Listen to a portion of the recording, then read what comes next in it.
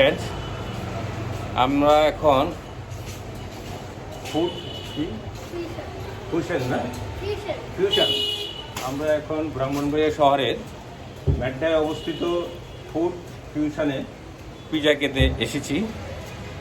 আমার দুই বাতিজি সহ আর বাকি বাতিজি এবং বাতিজারা আজকে সকালের ট্রেনে পারাবতে তারা শ্রীমঙ্গলে এক রিসোর্টে ঘুরতে গিয়েছে, ইন্ডিয়া থেকে আগত মৌদিয়া সহ। তাই আমরা এই তিনজনই আমরা পিজা খাওয়ার জন্য এখানে এসেছি। বাকি ভিউটা আমরা উপরে উঠতেছি, উপরে উঠে আমরা বাকি ভিউটা দেখাবো। এই পর্যন্ত আপনারা অপেক্ষা করুন। বন্ধুরা, আমরা এই মাত্র নামটা দেখি বড় করে ফুড ফিউশনে আমরা নিচের অপশনটা দেখিয়েছিলাম আপনাদেরকে। আমরা এই মাত্র উপরে উঠলাম, দেখেন উপরের সৌন্দর্য। এই যে আমার ছোটো ভাইয়ের মেয়ে, আমার ফেভারিট বাতিজা, বাতিজি, দেখেন কত সুন্দর। কিন্তু বয়েদের ড্রেসটা সেই রকম স্মার্ট না, নর্মাল ড্রেস পরে আছে বয়েরা। দেখেন কত সৌন্দর্য, গাছটা সুন্দরভাবে সাজিয়ে রেখেছে।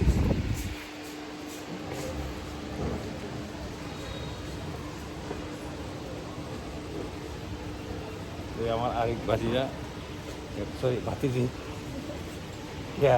সাহা, তোয়া সাহা না, তোয়া সাহা। ও আমার খুব ফেভারিট, এই দুজনে আমার খুব ফেভারিট।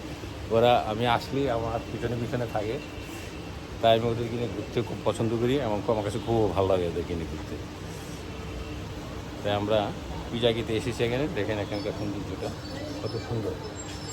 ওদের দুজন কাস্টমারের মতো উঠে চলে গেল, ওরাও খেয়েছে মনে হয় পিজা। অনেক সুন্দর ছাদের উপরে পরিবেশ, ব্রাহ্মণবাড়িয়ার মতো জায়গা, এত সুন্দর একটা পরিবেশ আসলে খুবই চমৎকার, দেখবার মতো। যদি কোনো সময় আপনারা ব্রাহ্মণবাড়িয়া আসেন, ব্রাহ্মণবাড়িয়া শহরের মেড্ডায় অবস্থিত এই সেই পিজার রেস্টুরেন্ট। ভালো লাগতেছে আমাদের কাছে।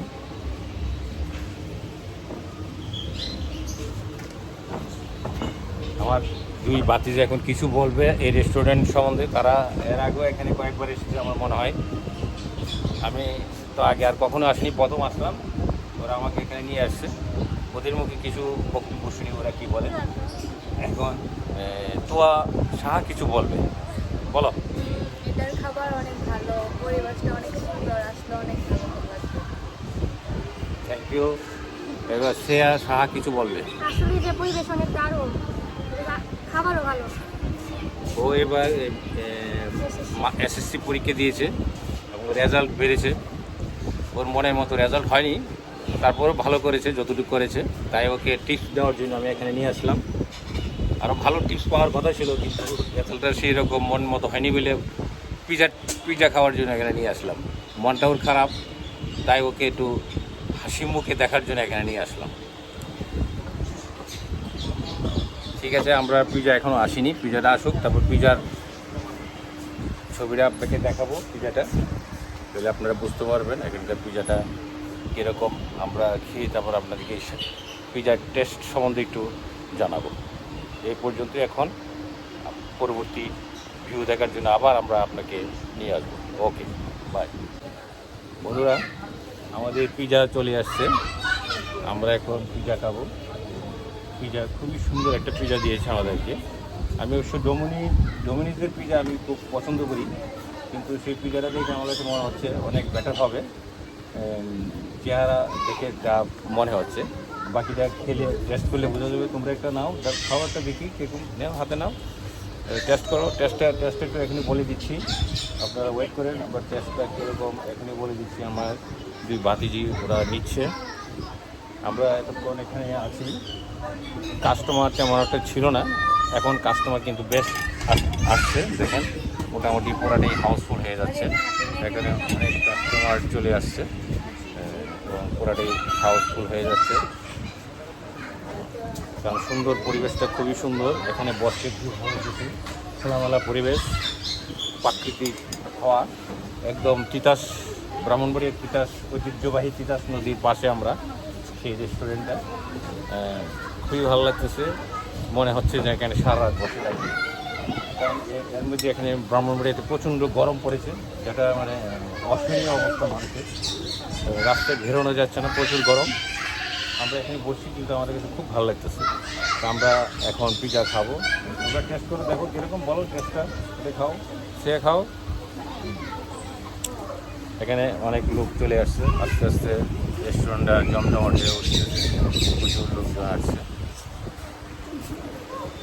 কি তোমরা খেয়ে কী অবস্থা, কীরকম টেস্ট, কীরকম বলো টেস্টটা? অনেক ভালো। শুধু কি ভালো? এভারেস্ট। এভারেস্ট কি আরেকবার এসে যাবে, আরও এসে যাবে এই পিজা খাওয়ার জন্য? কইলে মানে ভালো করে কথা বলবে, তাই না? তো ঠিক আছে, আমরা এখন কারণ আমি তো খেতে পারতেছি না আপনাদেরকে দেখানোর জন্য, ওরা হাতে নিয়ে বসে আছে। খাও, তুমি খাও, তুমি খাও, তুমি খাও। আমি একটু দেখি, মুখে দেখি কীরকম লাগে।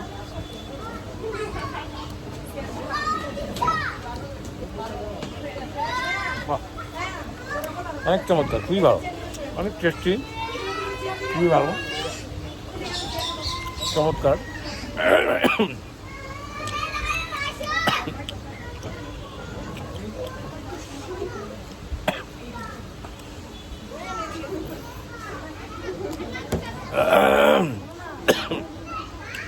ঠিক আছে, দেখো পিজাটা খেয়ে এই পর্যন্তই, এখানেই শেষ করছি। আমরা এখন পিজা গিয়ে আমি আমার জন্য আমার মিসেস অপেক্ষা করছে, ওদের জন্য একটা পিজা নিয়েছি পার্সেল। সেখানে আমার ভাইরার ছোটো মেয়ের ছেলে আমার জন্য ওয়েট করতেছে, আমার নাতি, ওর জন্য একটা পিজা নিয়েছি। ওকে পিজা খেতে হবে, কিন্তু বিশেষ করে আজকে আমার জাপান থেকে আগত আমার শালার সর্বকনিষ্ঠ ছেলে আগা খান আজ আমাদের মাঝে নেই, কিন্তু ওর জন্য খুব খারাপ লাগতেছে। ও খুব পিজা পছন্দ করতো, ওকে আমি বেশ কয়েকবার ঢাকায় ব্রাহ্মণবাড়িয়া পিজা খাওয়াইছিলাম। ও খুব পিজা পছন্দ করে অন্যান্য খাবারের চেয়ে, তাই আজ ওর কথা বেশি বেশি করে মনে হচ্ছে। আমি তাপস এবং রুমাকে বলছি আমার পক্ষ থেকে আগা খানকে একটা পিজা তুমি একটা রেস্টুরেন্টে নিয়ে খেয়ে খাওয়াই দিও, ঠিক আছে? ওকে, সবাই ভালো থাকবে।